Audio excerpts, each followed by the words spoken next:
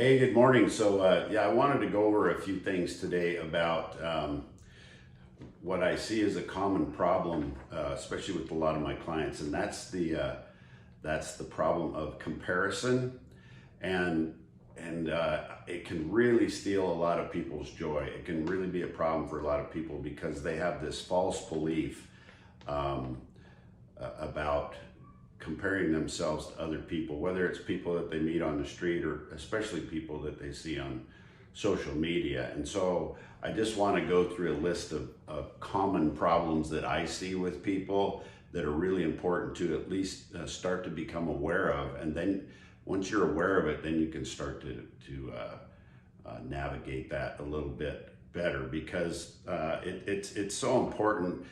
Number one, comparison is never really apples to apples, especially if we're using social media as an example. I mean, it's your situation, if you look at it globally, is never even similar to other people's situations. So you have to look at everything going on in your life, from business to personal to your health to what's going on in your country and your city, and all of those things are different for everybody. So that's the first thing to understand is, and the other thing that people understand is when you're looking at social media and looking at other people, you're seeing their highlight reels, right? Not the day-to-day grind, not the behind the scenes, getting lifed on things that are happening. So you really need to keep that in perspective. And it's kind of this, an illusion, if you will, that that what you see is there is people's wins, and you see filters put on things, and they're not going to show you when they're in the middle of their shit. They're going to show you everything that's great in their life. So you're not going to see their struggles and their failures and all that other kind of stuff. It's only when things are going good. And so again, to try to compare yourself to that is really a dangerous, kind of a slippery slope.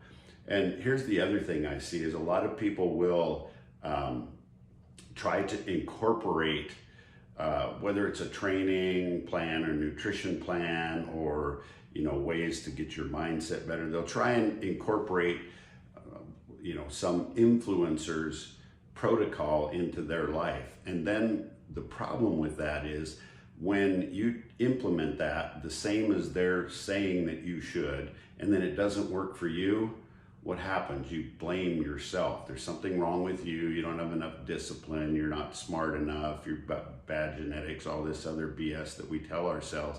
Instead of saying, hey, maybe it's something they're doing different, or maybe we are different people. So instead of blaming the other person who's telling you all this grandiose stuff, you blame yourself. And so it's a really dangerous situation. And the other thing is you don't know what went on behind the scenes, what it cost them. These people that are just, ripped and, 8% body fat. You have no idea, most people don't, what it takes to get there, and not only to get there, but to stay there. You don't know the months and months or years of work that went into that.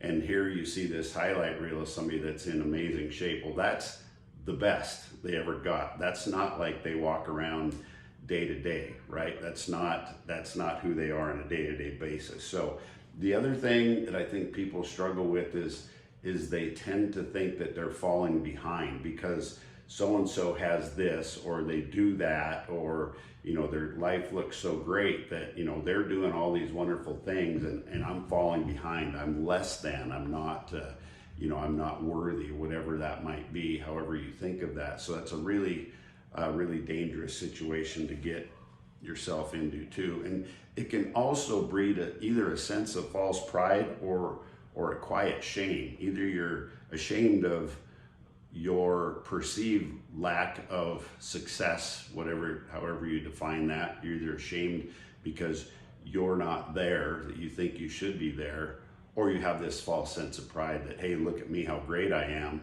in comparing yourself to other people, when truly there's nobody else that you should be comparing yourself to. So, and I do think comparison can be a good thing. There can be a good side because it can be a spark. It can be that little nudge that you need from the universe to, hey, maybe I can level up. Because the other part of this is, hey, if it's possible for somebody else, I've always tried to live my life this way. If there's something that I think I want to do or accomplish or be able to help people, if somebody else has done that, I promise you I can do that as well. It may take me longer, I may have a different path, whatever that might be, but I absolutely can accomplish that myself. So in some regards, comparison can be good, but comparison with judgment is where the slippery slope comes in.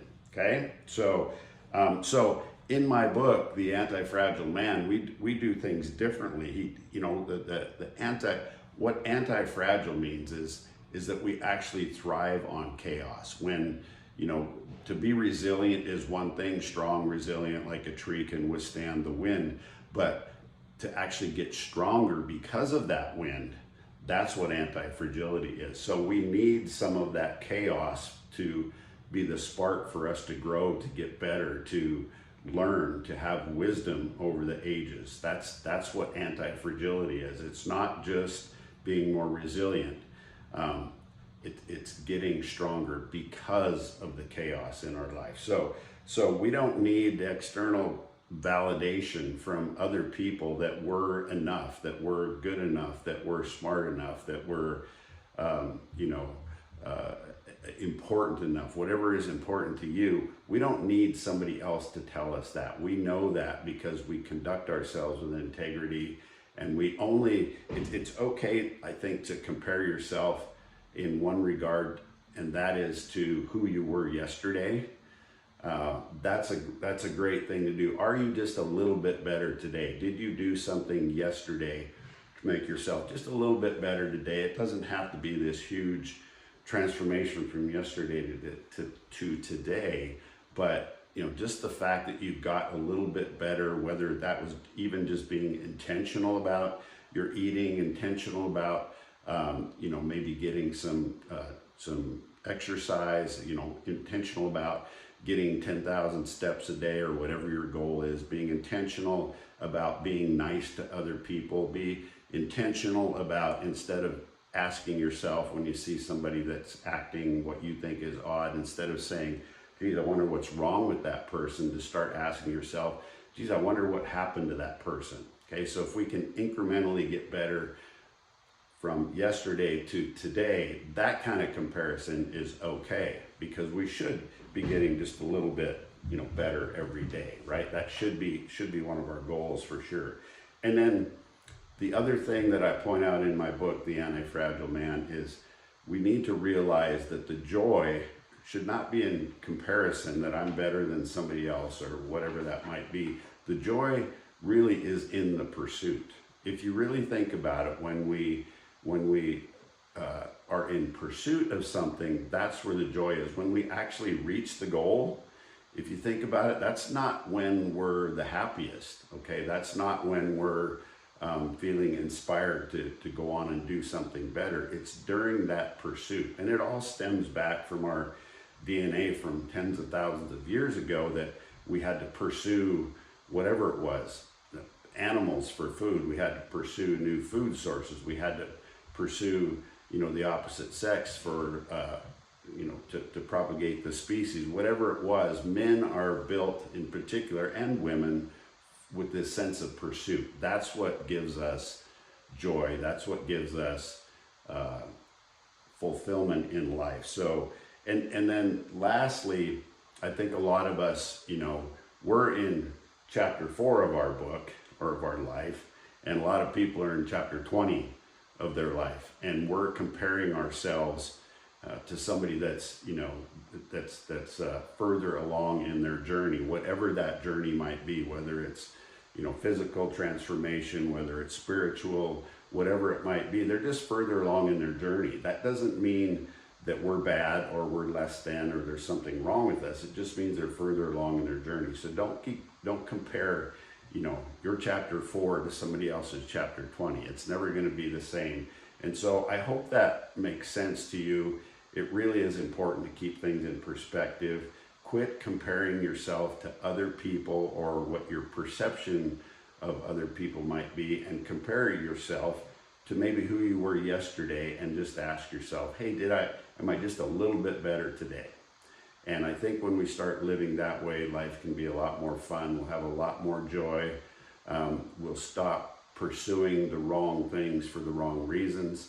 And so I just wanted to point that out because that's a common struggle I see in a lot of my clients. And once you get your head around that, once you figure that out, it changes everything. So take care, and we'll see you next week.